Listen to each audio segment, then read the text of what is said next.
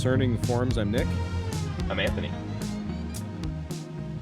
We have a special thing we're going to do. It's a thing, Anthony. Like an intro. This is like an intro to the thing. This an intro to the thing. Yeah. An intro to It's the gonna be thing. not as long as our Yeah. normal ones, but a Yeah. little still. Yeah, and I'm pretty daring. I think in this series, we'll tell you what it's going to be in a minute. But You might even see on the title of the thing when you click on probably it. saw it. Yeah, but that's true. but explain it anyways. Yeah. Okay. Well, yeah. So it's going to be good. What we're doing on the podcast is we're going to think about Jacques Ellul, French thinker and theologian, philosopher. Yeah. You may have heard him. Maybe you stumbled on this podcast because you know who he is and you're interested. But we want to kind of read through each of the chapters and we'll jump in during the podcast here and there and continue to walk through that with you, as well as have other interviews and guests. Okay, so what are we going to walk through? Yes. Well, Anthony, why don't you show them? Yeah, so you have. I have the audiobook. It's called the Technological Society by Jacques Ellul. This book was published. When was it published? 1965 or something like that. Let's see. It's amazing. It was 64. This book is published in 1964, and it's probably the most relevant today than even before, even back then. It's so amazing. So let's talk a little bit about why it's so relevant. Why are we picking Jacques Ellul and that kind of thing? Well, if you're not already aware, we're sort of like frogs in a slowly boiling pot where technology is kind of getting interesting. It's getting really dark. I mean, I think it's always dystopian a little bit. Yeah, I think even more so now than I think technology has always been, and this is going to be part of our conversation when we're reading through the book. In recent years have come to really, I've always kind of had this kind of distaste for like social media. Like I'm on it. Like I have all the Facebook, I had a MySpace, Twitter, Instagram. Like I've been on it. But almost like the way that it operates, I've noticed in myself how much it has shaped my own understanding of how I express myself and how I see myself, and the sort of ways that that I operate in the world are deeply influenced by that. So that's just like I've become very, very aware of the sinisterness of technology and how it's no longer a neutral reality. Like technology, like whether it's a computer or a phone, whatever it is, it's no longer like a neutral thing a neutral tool that we use to better ourselves. There's a certain narrative around technology, especially in the modern era, where you get this understanding of like the more we progress, the better life will be. The better our technology, the better our equipment, the better, the more progressive, the less we will suffer. Essentially, I think that's like a kind of boiled down narrative. But I've come to the realization that like actually technology itself, it's a malevolent thing now because of the people who are kind of behind the sort of technological elites, and the whether it's like on social media platforms like Facebook and Twitter, where they block, they shadow ban, they curb speech in any sort of, COVID-19 is a perfect example of how big tech corporations basically took over narratives, and people, that's all you were basically getting. If you search on Google, if you searched anything that was counter to the main narrative of like what was the right treatment at the time, mass, like numbers, they would actively suppress alternative information, or even alternative narratives. Whether or not those narratives were true, that's another discussion. I think the availability of knowledge and discussion has been squandered in all these major platforms. And so I've come to view technology as, and not only like through the censorship of speech and information, but also through, like I did a paper in seminary couple quarters ago on Christian ethics and technology and how Christians should be interacting with it, right? And there's a Facebook did this emotional manipulation study that they tried out on people without them knowing or having any consent, and basically like warped people's emotions, and they showed that it worked through their timeline, that they would actively see if they could manipulate people to be happy through like pushing certain things up on the timeline that would cause them happiness or whatever, or if they want to see if they can make them more upset, whatever it is. You can look up the study; they published it. It made me It's such a fascinating. it made me such an anti-technology guy more than I already was. So Yeah. Jacques Ellul, I think, would be a good guide in this Yeah. world of the sinisterness of technology. Yeah. Well, and you can see, I mean, how now this has been interwoven into, government surveillance and, we saw this creeping Right. in, especially during the Bush years and, Yeah. you know, um, Mhm. Edward Snowden and whistleblowers and so Yeah. forth. But now it's to the place where, no matter what your view is on this issue, I imagine there could be people tuning in on different opinions, but the trucker convoys, I mean, you have to think about Mhm. how crazy that is that Canada could seize assets and Yeah, money out of bank basically accounts. Yeah. yeah, and even go after certain, um, non-custodial Bitcoin wallets and so forth, Mhm. right? I Oh, can't yeah. remember if that's the right term. Yeah, and Something like that. and so just because you supported the wrong protest, so what's so serious about that, whether you were for the trucker convoys or not, is you could be next. And so we live in a weird world where, I I feel fine today. In fact, used to be left somewhat people on the left. I remember getting what was it?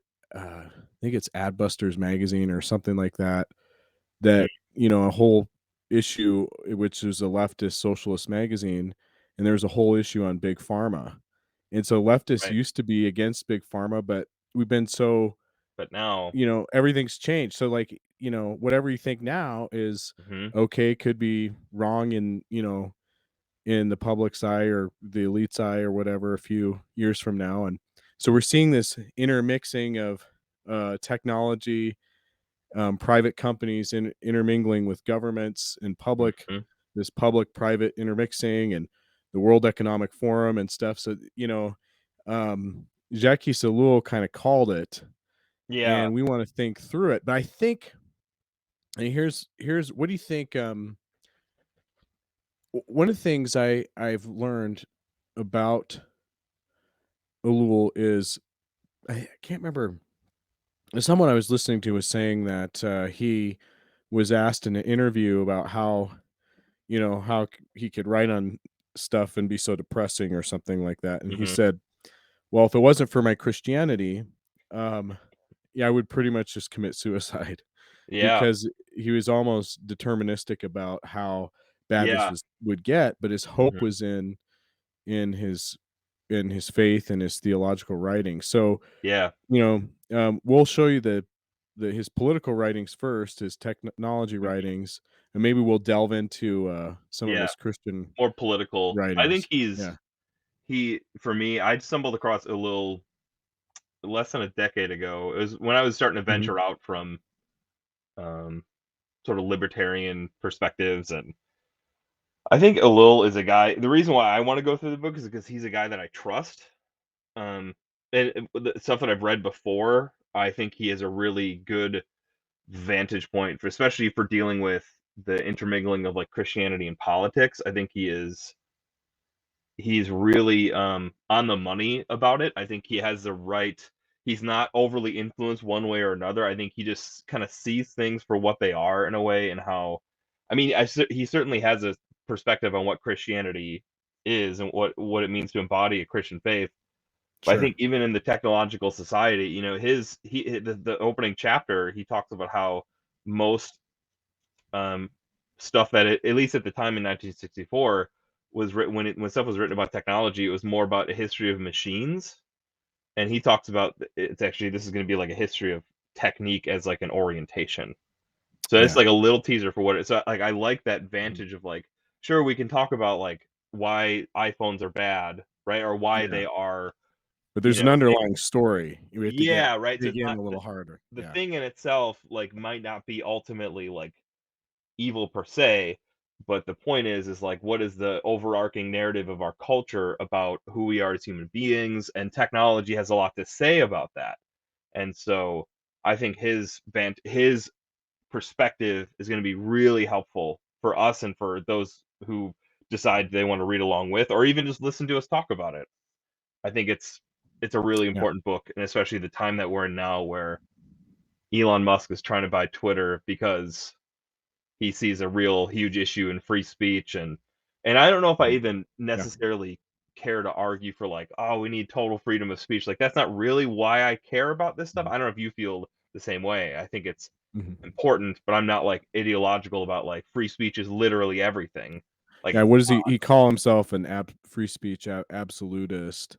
I mean, I think it's important for the free flow of information and science and yeah. ideas and politics, but, there it is kinda interesting. We have to cancel something, and I think that's something in everybody's worldview.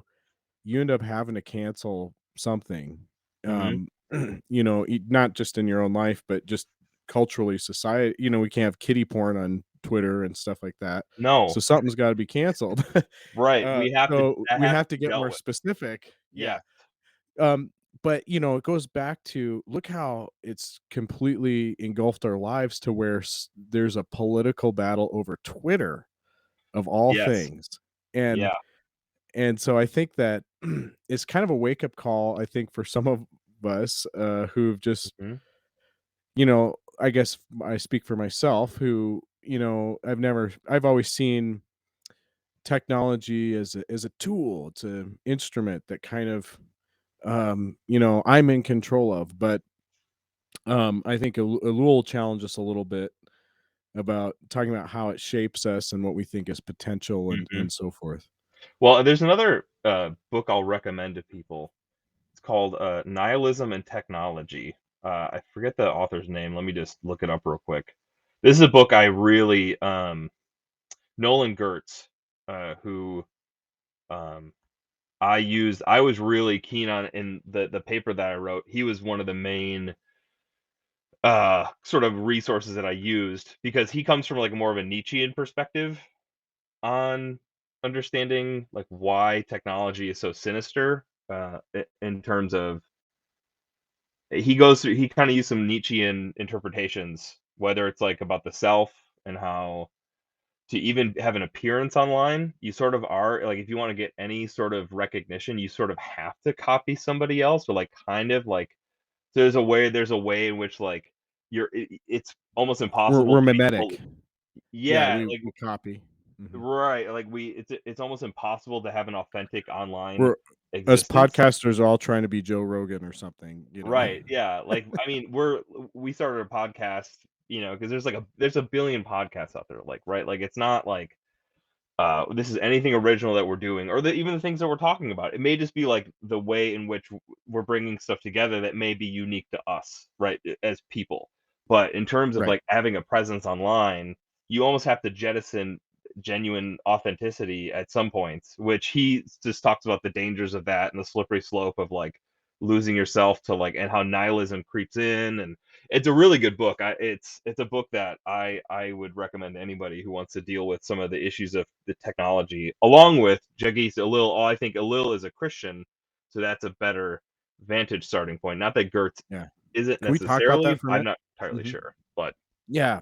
Um, that's what I think is so important too about Elul is the fact that, our we've been we're doing these interviews with Roy Clauser. He's talking about how we can have a Christian philosophy hmm, and how, really nothing's neutral and how we all come at this with the metaphysics. yeah, And yep, I think that's important with Elul.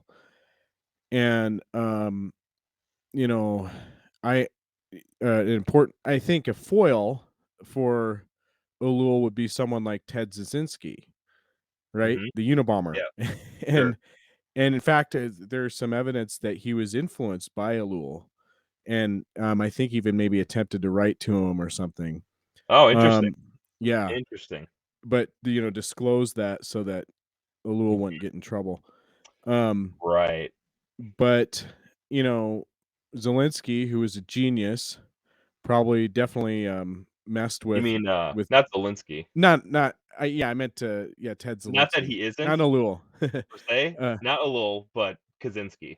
yeah, Kaczynski Yeah, Kaczynski was, I don't know, that high intellect. I don't know a ton about him, but I know Yeah. that and you brought this up, before we started the podcast about he was psyoped with MK Well, Ultra and stuff, there's he I mean, or he has was a connections part of it. to Yeah, CIA yeah, operations. I mean, it's when he not was like in Harvard, yeah, right, so it's uh, like so you have to sort of take his work in a way with a grain of salt just yeah, because you don't know, like, where he's particularly coming from on every issue, and, like, he could be as a tool, and so we can I mean, yeah, that's a deeper rabbit hole that we don't need to yeah. get into, but, The angle all I've it's something to heard keep in front of the mind about. I should find the I've listened to the scholar give a take, and maybe I'll link it in the show notes to Mhm, the podcast, but,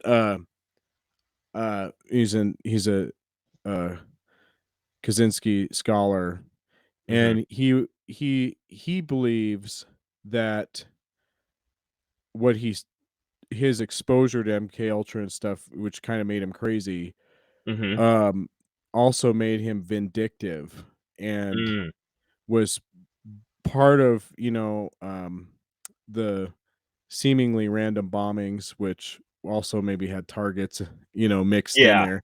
And right, but anyways, the idea was and the biggest thing is he was a materialist and a Darwinist, and mhm, he took one half of or one side of Ellul, his critique of technology and propaganda yeah, and stuff, and but his metaphysics were all whack, metaphysics were right? bad, which made him the Unabomber, so Yes, essentially. yeah, So, I think there's an importance to whatever we face in the future, to take, Ellul seriously in mhm, the metaphysical side as he's critiquing the technological side, yeah, because it gets dark, and the only and I think we'll see maybe as we go through there, there's a sense of where he's, plays around with, like, real presence and, mhm, the divinity and how technology replaces that, and yes, I think that, so for him, the only escape is to go back to or to es the only escape from that is to go back to real presence and to right. be grounded in nature, because I think that's the whole project of people that wanna push forward this Even technocracy or Kaczynski's want like that, yeah. yeah, Even yeah, Kaczynski talks about that, right? He's a yeah. huge nature guy. He, like, Nature, lived in a cabin eco-terrorist. Yeah, yeah, like, he's an eco-terrorist, right? yeah, So eco-fascist even. I think eco-fascist might be a better yeah, actually term for him, interesting. but Yeah, so I got my book here, The the Kaczynski Technological book. Slavery, and I of yeah, it's just on the shelf. I I have don't his know enough about him or know about his I yeah, just I have hear another one things, of his. I just got it recently, and it's like yeah, it feels funny on my bookshelf. I'm like, yeah.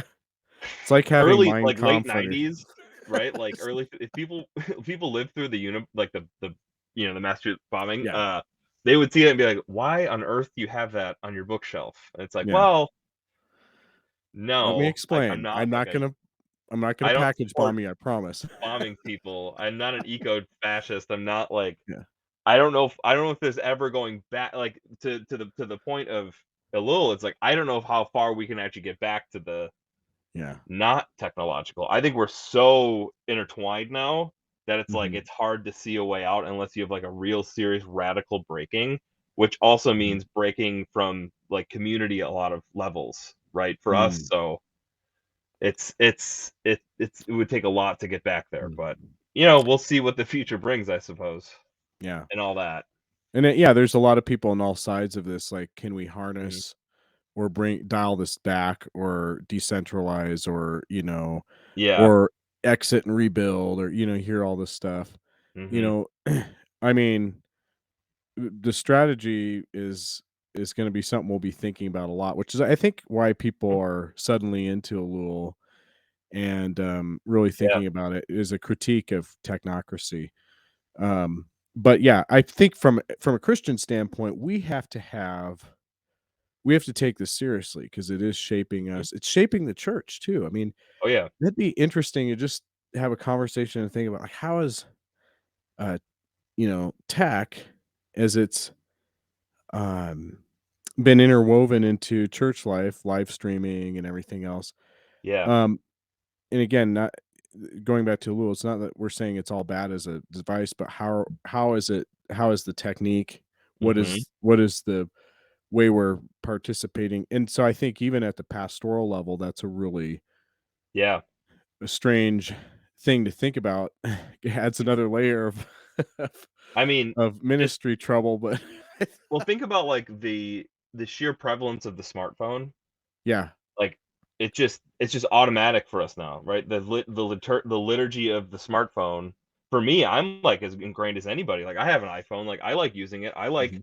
watching YouTube and going on Twitter Yeah. and, like, posting memes. Like, I like that stuff, but it's also, like, uh, I see it as a real problem for me at some levels, and I've tried to, like, scale back and try to be intentional about, like, what I do during the day and not to always be on the phone, but it's like you feel it, like, if you forget your phone somewhere, you feel, like, the pull of it, like, it's not Yeah. it's like a Ah, physical.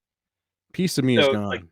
so now you're being shaped not only intentionally, but, like, you're unintentionally being shaped through the use of technology, right? Through the use of going on the computer, going on the internet, then you have all where you first go, and, like, these are things that are not just as if we to bring, like, James K. Smith and sort of that understanding of the liturgical human being, like, it's not only us, using and having rituals in that way, but also the thing that we're using that we're, ritualizing is also doing something to us, right? The narratives, the all that kinda stuff, the metaphysics of technology, right? Like, it seeps into our being, and but this is more stuff we can get into. This is just a 20-30 minute little intro podcast, but just a Yeah. lot of questions are gonna spring from this, and I think we're gonna have a bunch of episodes, not only from Yeah. reading it, but also, like, Mhm. engaging, like you said, like, the pastoral issues around this, the how the church has been shaped and how the dangers of it for the church. To get away from real presence to, like, online presence, right? Like, Yeah. there's a real danger there for the church, especially a church that whether it's like American evangelicalism, Baptist, like they don't have any sacramental imagination. So like Yeah. for them, maybe Mystery technology of becomes a 5G. sacrament, right? Yeah. Yeah. Right. So um yeah, I think yeah, and I think it's going to be something that is it's just one of those things that's important to face and discuss yeah. in our time and really think about, reflect on. And I have some other friends who might want to join us, maybe from even from different perspectives. So it'll be Hmm. interesting to do that. So yeah, definitely. Uh, this is sort of like the, "Okay, now go buy the book. We'll wait a second till Amazon ships it, and you get the 2-day Yep. If shipping." you have 2 days, And then for next week maybe we'll record the first episode of chapter one yeah, or something, which is like 60 pages. yeah. It's It's hefty, but worth reading. I'm still driving around in my car, and, like, then I look at him like, "It's gotta be the chapter's gotta be over, Oh, isn't it?" you No? audiobook? Did you do an Yeah, I audiobook? audiobooked it, yes. Is it in Uh, French? no. It is I can't audio I wouldn't know what it's saying, so, Yeah. no. No. Cool. Yeah. Okay. Well, thanks for joining us, and stay tuned as we dive into Jacques Ellul and, go purchase a book, um, or just join us. You don't have to Just purchase a book. You can just yeah, listen I to it. mean, Maybe you'll be interested along the line or maybe after, like, a first discussion, maybe it'll get the wheels turning, and then you'll want to yeah. read it, and, I mean, they have a mass paper I think it was, like, 15 bucks or something. I mean, it's 15 bucks, you can say that's a lot, but it's, like how many pages? Like, nearly 450, 500 pages, so, I mean, Yeah. it's a hefty book for 15 Yeah. bucks. Yeah, it is. And Not to mention the important ideas that are being right. engaged with It's in a it. it's a kind of exciting book. You It get is. into it right away. So Mhm. it won't be hard to read. I think No. yeah, the other thing too, if you are already interested in this stuff or whatever, hey, leave a comment, interact with it, tell us what you think, or if you think that maybe there's another unique take or something that we're missing. We would love to hear from you, either Mhm. email or comments through the various platforms. But yeah, Yeah. definitely pick it up and start reading and tell us what you think. Sounds good to me. All right, thanks for joining us on Discerning the Forums. See you next time.